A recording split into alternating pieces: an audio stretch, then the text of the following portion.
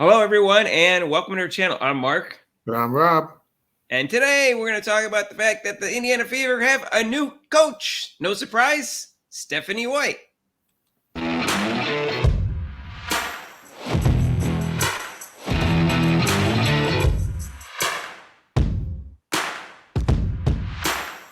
So, hey, if you haven't subscribed to our channel yet, please do so. Hit the notification bell when you do, so you get notified of our next video. So, Rob, I guess this didn't surprise anybody. It was seemed inevitable that's what's going to take place.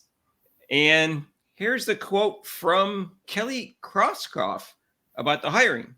She said, "As we enter this new era of Fever basketball, I am thrilled to welcome Stephanie back to the franchise. Stephanie is a part of the fabric of this franchise, both as a former player and as a member of our championship coaching staff. So I am quite familiar with her elite basketball IQ and leadership style. I'm confident there is no one who better understands our culture or is more equipped to lead our group of players to the next level." Well, that was a nice intro.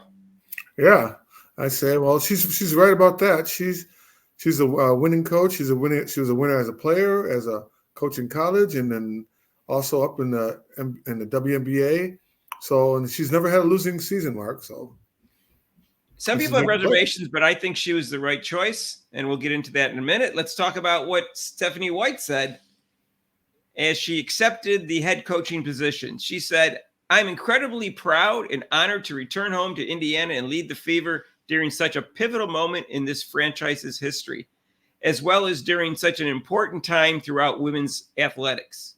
This franchise has and always will be committed to winning, and I look forward to working every day to help deliver another WNBA title to the greatest basketball fans in the world." Ooh, all right. All right. And she seems excited about it. And she went on, Rob. She said, "This young, exciting roster, you think about a generational player in Caitlin Clark and back-to-back Rookie of the Years with Aaliyah Boston. Kelsey Mitchell, I think, had the best year of her career. It's just an exciting roster." So she's excited about that. And she actually spoke with Caitlin Clark last night, she said. And she said, "I've been watching Caitlin play since she was an 8th grader when I was coaching in the college realm and covering her games in college. And just an exciting time for me. Very excited to be working with her and this young team."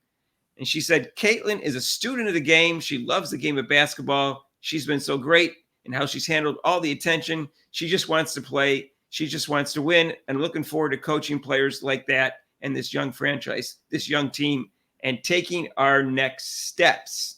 Yeah, what a difference, Mark. I told you, Mark, what a difference in kind of attitude compared to Sides.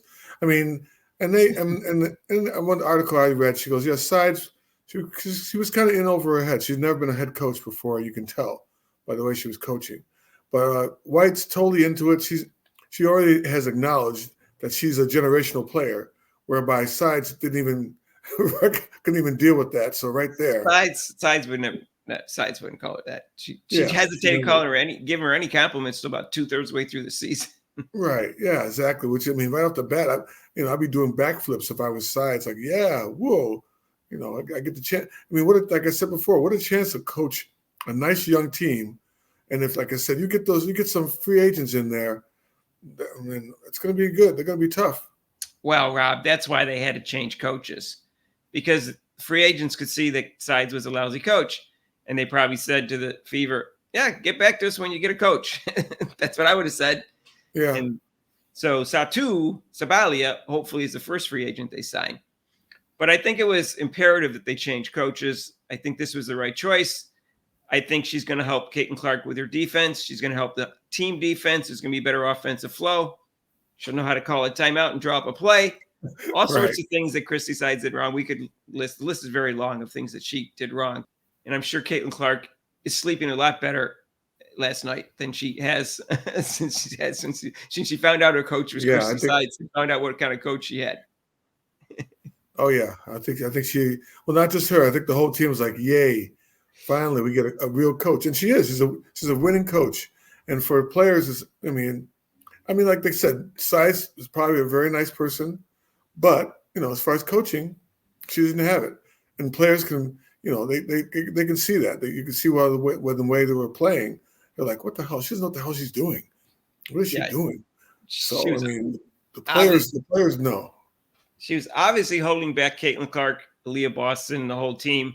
Caitlin Clark had a big like on Fever's Instagram post announcing the acquisition of White. In fact, she wrote, "Fev show." That's what she put. Anyways, and Boston was excited. She said, "Let's get it." So she also liked the Instagram post. Caitlin Clark said this about Stephanie White previously. She said, "She has obviously called a lot of my games all throughout college, and I just think she really has a great basketball mind." And she said, "I think she's done a great job calling college games. She's a trailblazer. Honestly, I think she's always been somebody who has been supportive of my game, and it's been fun to talk to her at shoot-arounds." This is before she got hired. It's about a month ago. So you can see Caitlin Clark was already eyeing her as a potential coach. Well, she knows, and like I said, White has seen her play in 8th grade while she's coaching college ball at Ball State. And she's like, so she knows she knows what she's capable of, and that she can gear her offense and the team the way to make Caitlin Clark enjoy it. Enjoy what's going on, enjoy the game of basketball, which she loves. Now she'll really now maybe I think the team will put more time into it. Now maybe she'll get them together and say, okay, let's get together this summer, put some time into this. Let's go. Yeah, I haven't seen any quotes from Kelsey Mitchell, but I'm sure she's excited. I'm sure she would prefer Stephanie White than Christy Sides as a coach. And so I know Melissa Smith is excited that Christy Sides is gone. She suddenly turns on her social media having to do with Indiana Fever after Christy Sides got fired. And she's probably all excited about Christy Sides, but I don't know if they're going to keep her. So we'll see what happens. After that video with the eye poke. Yeah, there's conflict of interest there. And guess what? If they sign Sabalia, they don't need Smith. No, they don't need her at all. So hopefully, now the question is, how far can they go? Obviously, championship or bust with this team, not necessarily this year, but in the next 3 years, there's no championship. I think people will be disappointed. And I think they have a shot this year, Rob, but it's not so easy. We don't even know how to predict it because we don't know what free agents they're going to sign. But I will say this. They should have gotten 25 wins last year. With Stephanie White was coach, they would have won 25 games. Easily. But that's an easy to put those 5 games in there. But it's harder to try to go to the next level. Like it's easy to go from 1 win to 6. It's much harder to go from 30 to 35 when you're only playing 40 games. Now next year they're still playing 44. 44, yeah. So I don't know how many wins to say, but to me, they should get at least 30 wins if they're playing 44, assuming they sign a free agent. Because they're playing without a break too, so there's no break in between. So they're playing straight through the season now. So right. So if there was a 40-game season, I'd say if they sign, some good free agents, 30 is realistic. Higher than that seems pretty difficult because now you're talking about having one of the top first or second teams in the league. But who knows whether they get that good? Mm-hmm. We'll see how much of a difference a coach makes, kind of, because I don't think the roster is going to be identical. But we'll see if they can really compete with the New York Liberty. Well, they beat the Liberty. They beat the Liberty, didn't they? They beat the Liberty. Well, 1 game. I'm talking about competing, meaning beating them more than 50% of the time, or at least 50% of the time. So we'll see. I have no strong prediction until I see what their final roster is. Mm-hmm. But whatever it is, it's going to be more wins than if Christy Sides was the coach.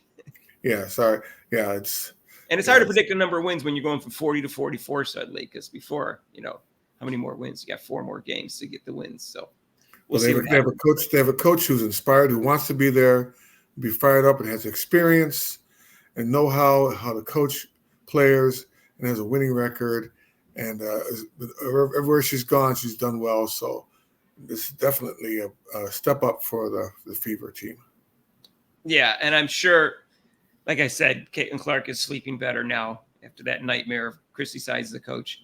I know some people kind of liked her a little bit, but I just thought she was a disaster. Putting players underneath the bus all the time, and Christy Sides did that, but I don't think Stephanie White's going to do it. And I think everything about their game is going to be better. They're not going to blow leads so easily. And I think that it's going to be good for their defense, especially, Rob, which was the weakest part of their game. They had, pretty good offense because of Caitlin Clark.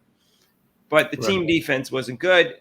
And Stephanie White did a good job with Connecticut Sun and their defense. And I think she's going to transfer that over to the Indiana Fever, and we're going to see a different team next year. And that's good. And so I think everything about this there's no perfect coach. So those are people who have reservations about her.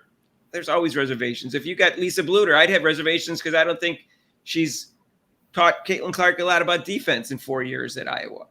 So Well, no matter who you pick, I could come up with something. Some people pointed out about with White about her stint in Vanderbilt, how she didn't do too well, and so coach, like you said, depends on the situation and circumstances, but she's shown to be a very knowledgeable and good coach because she was a good player.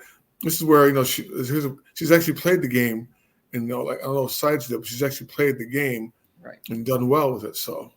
Well, she got to the finals with the Fever, and she was there as assistant coach when they won a championship, and she got to the semifinals the last 2 years with the Sun, and they had good records. So she's had success in the WNBA, and that's what's important right now. So, like I said, there's no perfect coach, but I think she's a very good choice. Except for me.